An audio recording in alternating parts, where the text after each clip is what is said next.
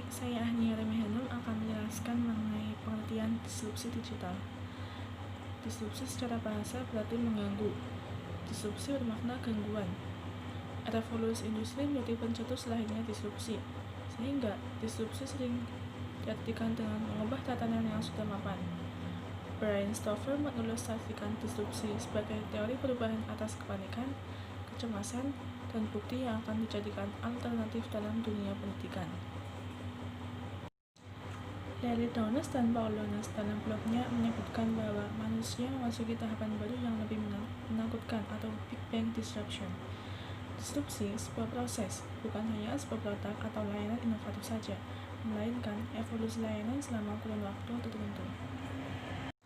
Bisa disimpulkan bahwa disrupsi digital merupakan perubahan secara besar-besaran yang menandai sebuah era dari yang sifatnya offline ke online. Perubahan ini juga mulai menjadi tantangan bagi sektor apapun, dan pengaruhnya terhadap pemain tradisional menjadi sangat signifikan. Baik, di sini saya akan menjelaskan mengenai pengertian post-truth. Secara istilah, post-truth dari sisi etimologi berasal dari kosakata berbahasa Inggris. Dalam Oxford Dictionary disebutkan post artinya after atau setelah. Sebagaimana dijelaskan dalam kosakata postmortem yang diartikan dengan review of event after it has happened, atau simpulan atau sebuah peristiwa setelah peristiwa itu terjadi. Dan truth artinya quality or state of being true, kualitas atau dalam keadaan benar atau kebenaran. Nah, truth ini merupakan kata benda dari kata sifat true. Jadi post-truth atau era pasca kebenaran merupakan rentang masa di mana penggunaan akal yang melandasi kebenaran dan pengamatan fakta sebagai basis pengukuran objektivitas seakan-akan tak penting dalam mempengaruhi opini pemikiran maupun perilaku publik. Lalu, bagaimana dengan pendidikan era post-truth? Era post-truth memberikan dampak yang sedemikian dahsyat terhadap stabilitas nasional, ancaman terorisme dan radikalisme, merebak melalui internet dan media sosial. Hoax, bullshit, propaganda ideologi yang tidak sejalan dengan dasar negara mencoba memporak-porandakan bangsa Indonesia.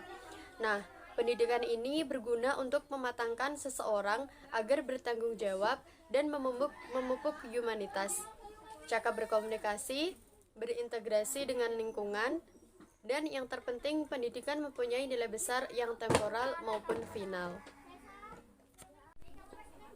Dan berikut adalah langkah-langkah menghadapi era post-truth bagi pelajar. Yang pertama yaitu berpikir kritis. Kritis yang dimaksud bukan berarti berburuk sangka, akan tetapi ia adalah bentuk bagian dari pengamalan nilai-nilai ilmiah yang sudah ditetapkan oleh Allah melalui wadah akal dan pemikiran.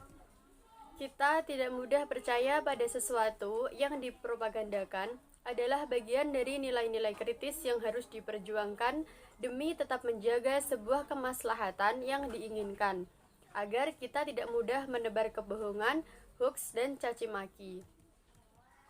Kemudian, yang kedua yaitu menerapkan pembelajaran literasi digital.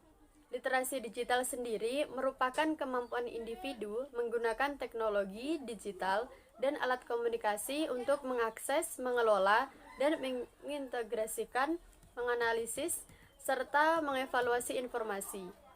Nah, dengan literasi digital, diharapkan peserta didik agar lebih cerdas dan berinteraksi di dunia digital dan mampu menganalisa setiap pemberitaan yang ada dengan rasional bukan dengan sentimental.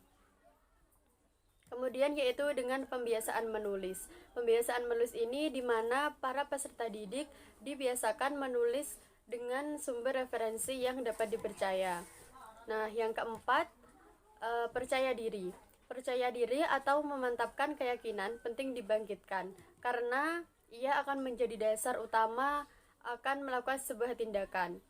Kemudian yang kelima, menolak hegemoni dan propaganda. Nah, kita tidak pernah bisa melawan hegemoni dan propaganda yang sudah menjadi branding tanpa kepercayaan diri. Karena itulah kepercayaan diri sangat penting bagi peserta didik. Saya Adelia Arsyanti akan menjelaskan tentang penguatan Islam moderat di era post-truth. Alasan pentingnya penguatan Islam moderat di era post-truth adalah karena Islam moderat mengambil jalan tengah untuk mencari persamaan dan bukan perbedaan, apalagi pembedaan di jagat maya terkait pesatnya persaingan situs-situs online yang berbau Islam.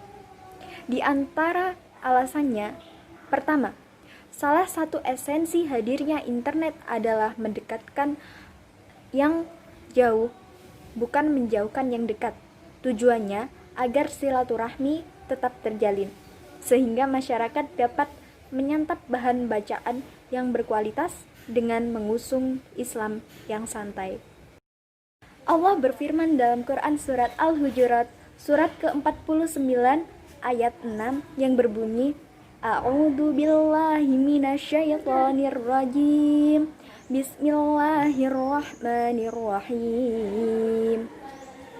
Ya ayyuhalladzina amanu in ja'akum fasikum binaba'in fatabayyanu an tusibu qauman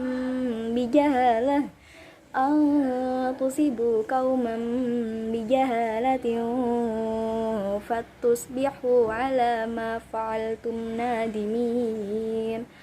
Al-ayah, yang artinya, wahai orang-orang yang beriman, jika seseorang yang fasik datang kepadamu membawa suatu berita, maka telitilah kebenarannya, agar kamu tidak mencelakakan suatu kaum karena kebodohan atau kecerobohan yang akhirnya kamu menyesali perbuatanmu. Sekian, terima kasih. Wassalamualaikum warahmatullahi wabarakatuh.